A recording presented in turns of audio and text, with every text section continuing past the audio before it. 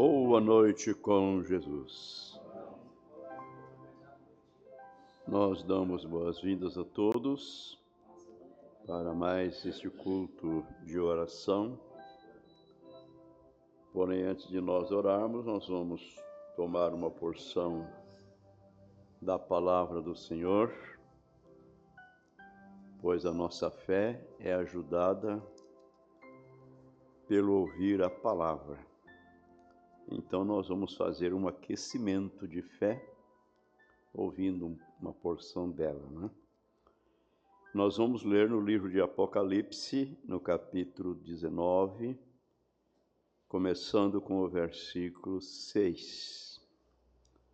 Damos boas-vindas a todos, no precioso nome do Senhor Jesus.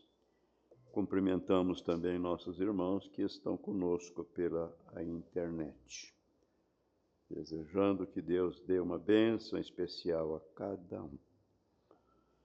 Apocalipse, capítulo 19, a partir do versículo 6.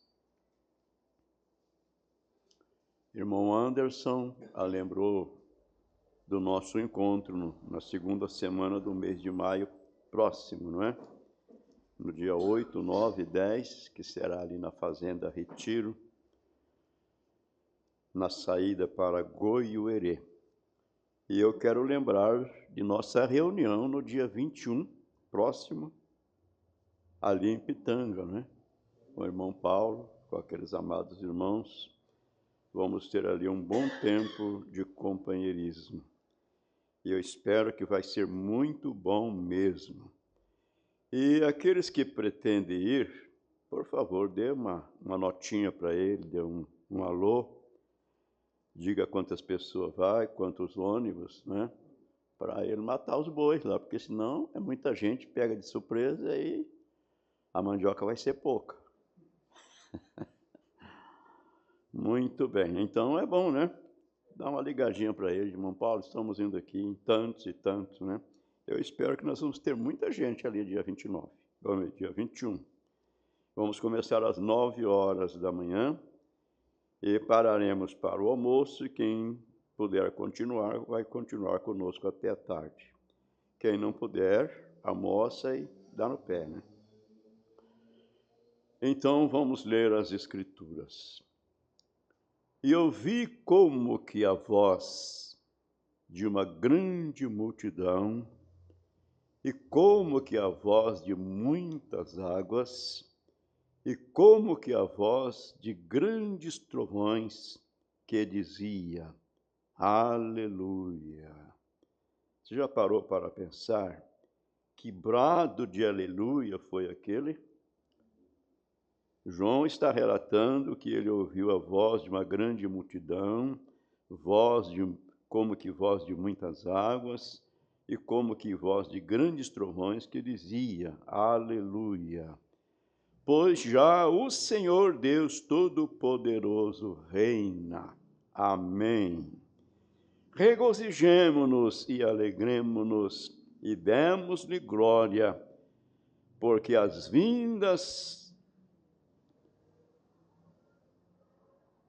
vindas são as bodas do Cordeiro, e já sua esposa, que quer dizer a noiva, né? E já sua esposa se aprontou. E foi-lhe dado que se vestisse de linho fino, puro e resplandecente, porque o linho fino são as justiças dos santos. E disse-me: escreve, bem-aventurados aqueles que são chamados à ceia das bodas do Cordeiro. Amém. E disse-me: estas são as verdadeiras palavras de Deus. Senhor Deus, tua palavra, que é espírito e vida, o Senhor mesmo nos diz que a letra mata, porém o espírito é o que vivifica, e as palavras que vos tenho dito são espírito e vida. Então pedimos ao Senhor vivificar a tua palavra em nosso coração. Fale, ó Deus, Fale conosco, fale que teus filhos ouvem. E desde já receba o nosso louvor, a nossa gratidão, no nome de Jesus. Amém. Podeis assentar-vos.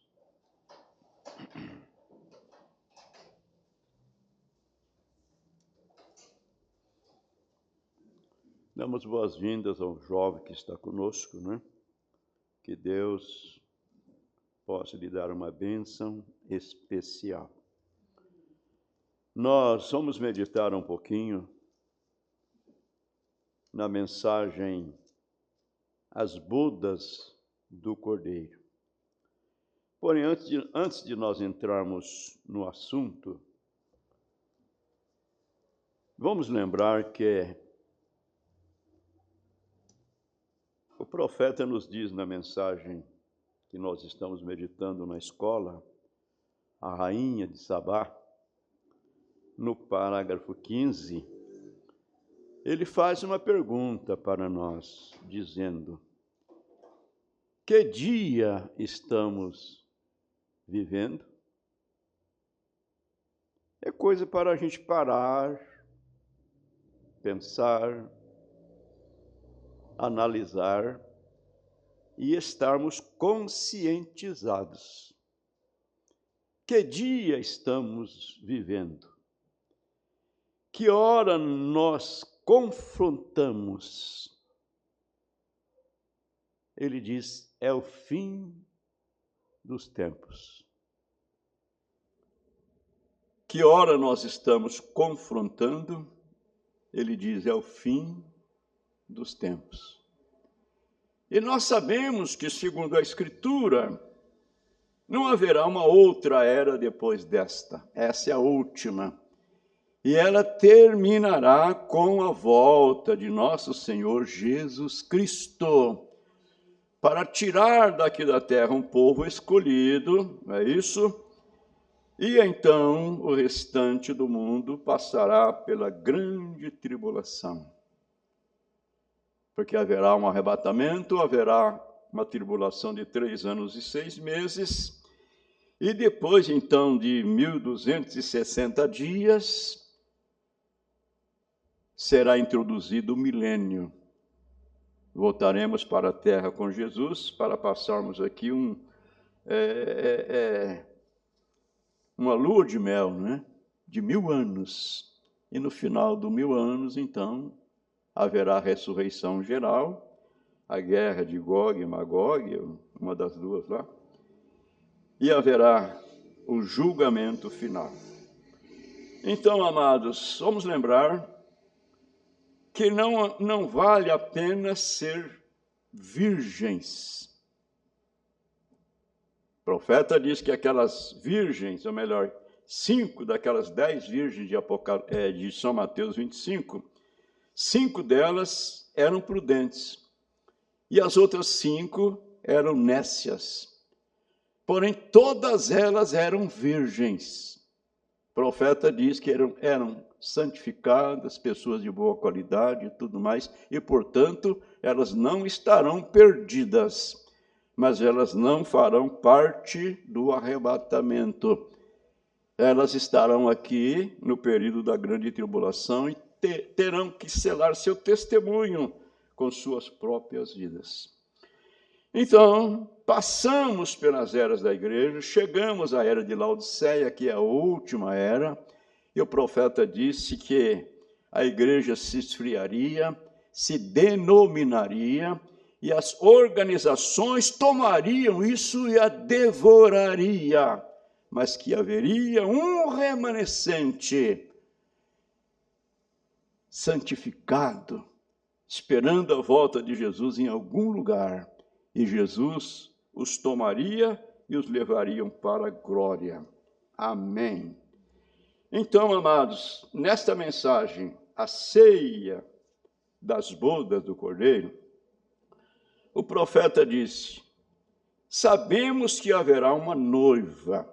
Essa igreja que será arrebatada, ela é denominada a noiva de Cristo. Sabemos que haverá uma noiva.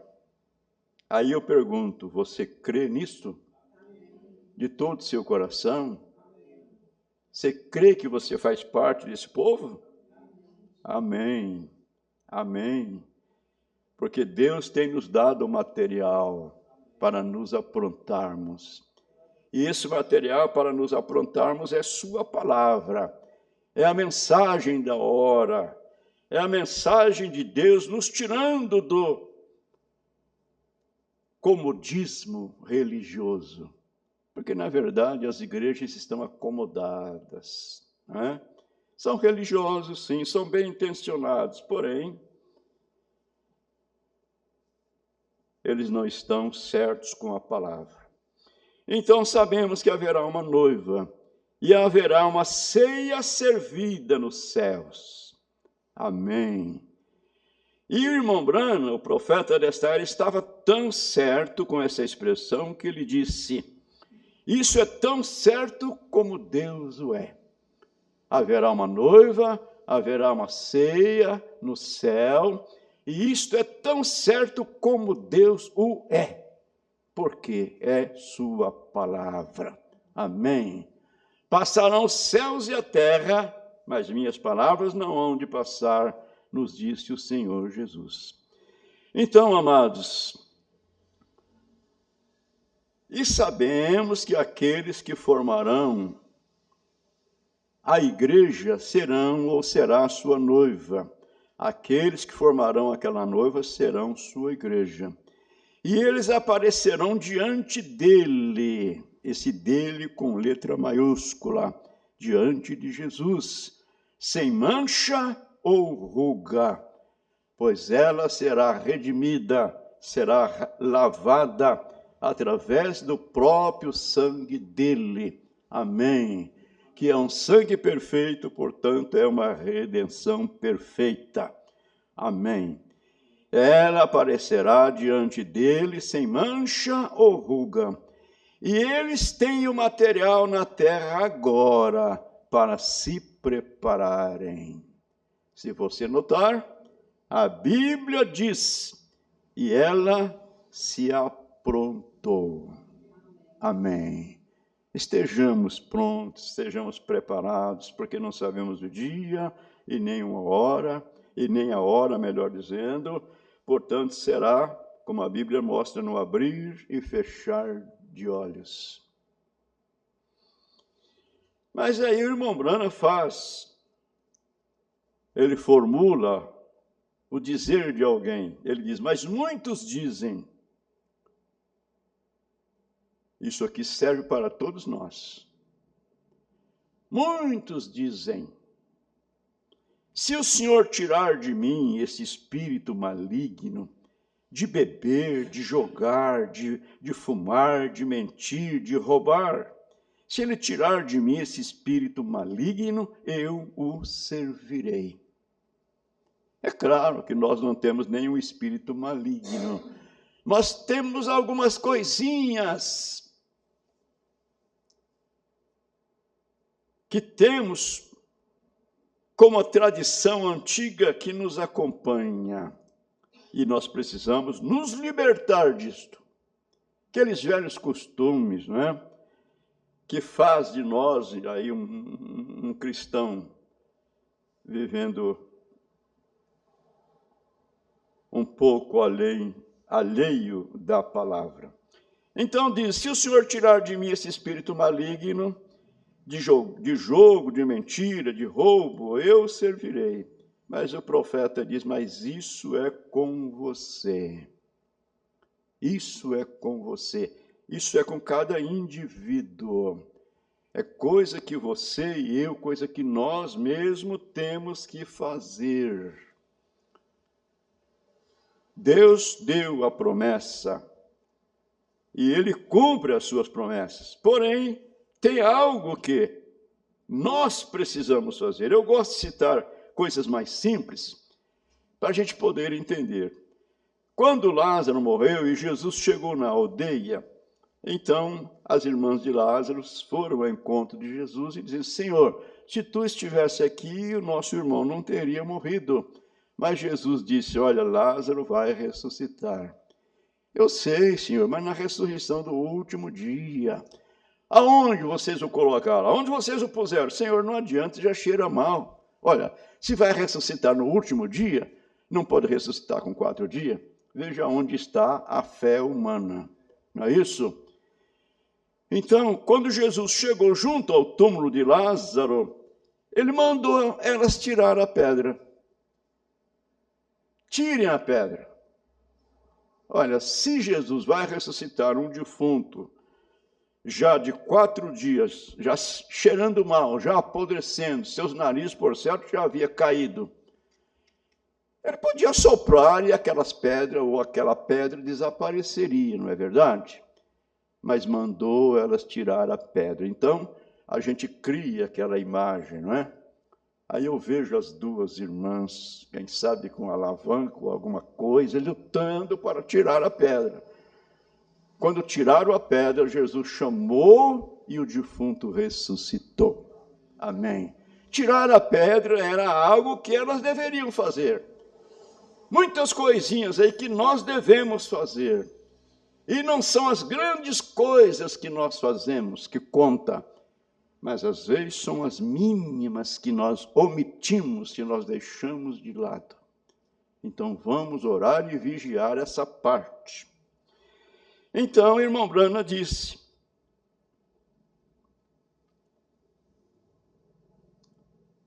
isso é com você. Você tem que fazer algo também. A promessa é: quem vencer herdará todas estas coisas. Quem vencer? Você tem algo a ser vencido. Não é verdade? Quem vencer? Eu tenho aqui uma citação do encontro, coisa que a gente está acostumado a pregar, e ouvir, e falar, porém, tem um momento que aquilo fica estagnado, né? Na mente da gente, não sai. Um pregador expressou dizendo assim, vencer a si mesmo é o ponto de partida.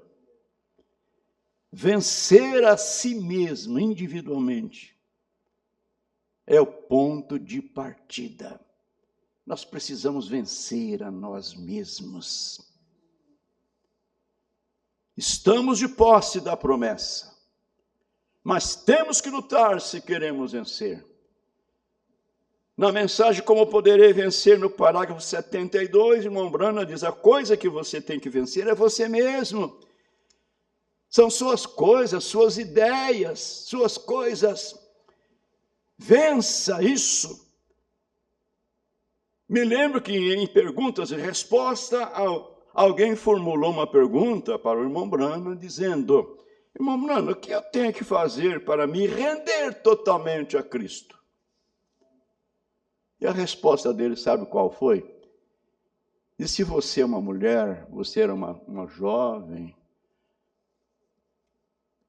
uma criança, logo depois uma adolescente, uma jovem, e um dia apareceu um moço que se apaixonou por você e a pediu em casamento e você o aceitou. Então, tudo que você preservou desde criança até então, você entrega tudo nas mãos dele para ser sua esposa. Não é isso? Você não pode fazer a mesma coisa com Jesus? Vencer a si mesmo.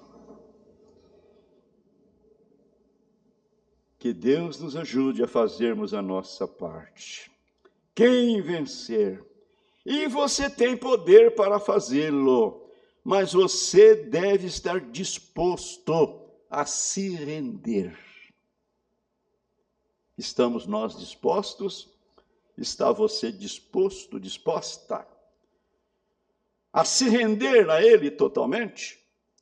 Tirar as coisinhas que você sabe que não promove edificação. Nós vamos voltar, quem sabe, na próxima quinta-feira, na mensagem O Sinal.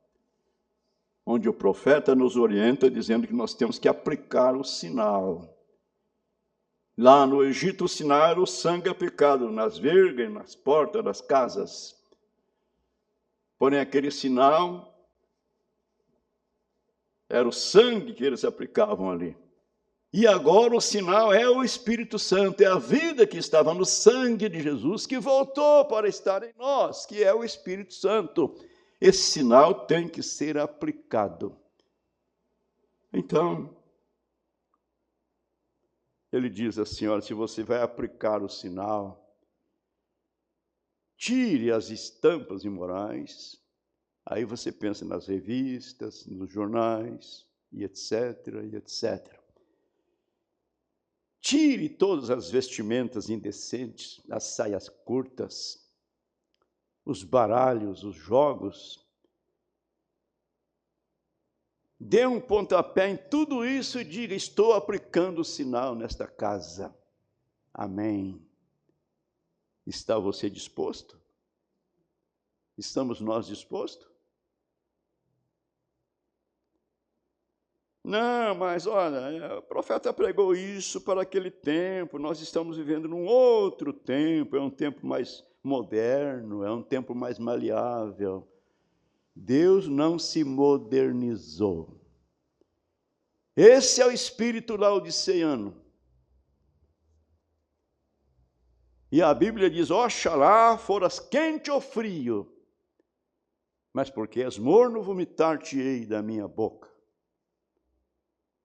Então nós precisamos vigiar, estamos vivendo nessa era, que é uma era muito mais difícil para servir a Deus, de que quando os cristãos primitivos estavam vivendo os seus dias. Hoje nós não temos arena, não temos fornalhas aquecidas, não temos cova de leões, mas nós temos coisas piores, muito piores. Eu vou ler algo aqui, já vamos orar, não é? Amassando toda a página da minha Bíblia. Pode. Ouçamos isto aqui, eu vou ler só uma partezinha.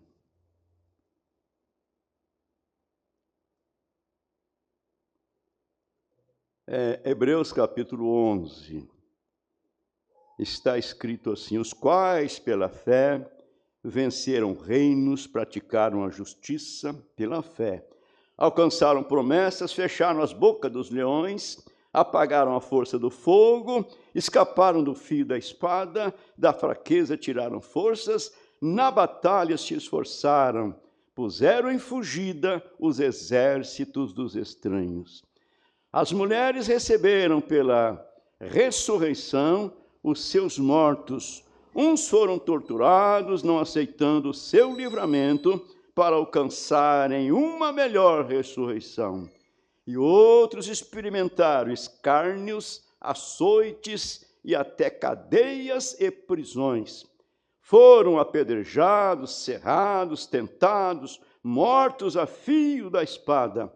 Andaram vestidos de peles de ovelhas e de cabras, desamparados, aflitos e maltratados, dos quais o mundo não era digno, errantes pelos desertos e monte, pelas covas e cavernas da terra. E todos estes, tendo tido testemunho pela fé, não alcançaram a promessa, isso é até então, não alcançaram a promessa, provendo Deus alguma coisa melhor a nosso respeito, para que eles sem nós não fossem aperfeiçoados. Então a igreja primitiva, os cristãos primitivos que passaram por tudo isto, estão esperando por mim e por ti. Morreram na fé, porém não alcançaram a promessa, porque aprove Deus algo melhor a nosso respeito, para que eles não fossem aperfeiçoados sem nós. Eles navegaram em mares de sangue, e nós estamos deitados em berços de rosas. Continuando nessa mensagem, as bodas do Cordeiro, o profeta fala que o casamento natural tipifica o casamento espiritual, o qual nós estamos aguardando. E no casamento natural, primeiramente, há decisões a serem tomadas. E depois, então, há promessa, há votos ser feitos de um para o outro. Serei fiel, e etc, e etc. E aquilo tem que partir do profundo do coração, porque é um caso feito em amor. Se não for do profundo do coração, então é uma coisa que artificial. Aquilo não é a verdade. Aquele casamento não vai dar certo. E no espiritual, nós temos feito votos a Ele. Não é verdade? Lembre você do voto que você fez no dia em que você foi batizada nas águas. No dia em que você foi sepultado no precioso nome de nosso Senhor Jesus Cristo, que é o nome do Pai, do Filho e do Espírito Santo. O único batismo que há na Bíblia. Na Bíblia não tem ninguém batizado nos títulos de Pai, Filho e Espírito Santo. Mas eles batizaram no nome do Senhor Jesus Cristo, e você também foi batizada neste nome. Por quê? É o nome requerido por Jesus em São Mateus 28, 19. Portanto, ide e ensinai todas as nações, batizando-as em nome do Pai, do Filho e do Espírito Santo, ensinando-as a guardar todas as coisas que eu vos tenho mandado, e prometeu: eu estarei convosco todos os dias até a consumação dos séculos. Amém.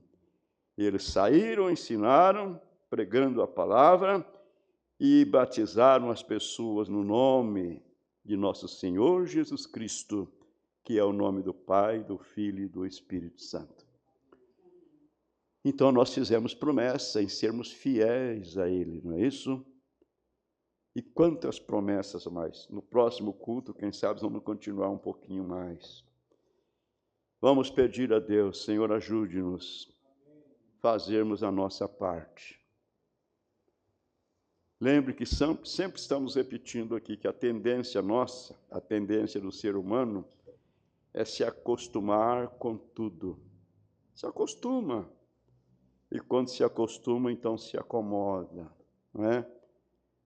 Cruza os braços, tranquilo. Aí, como dizia meu irmão, aí é onde mora o perigo. Aí é onde mora o perigo. Amados, não é uma história fictícia. Isso é assim, diz o Senhor.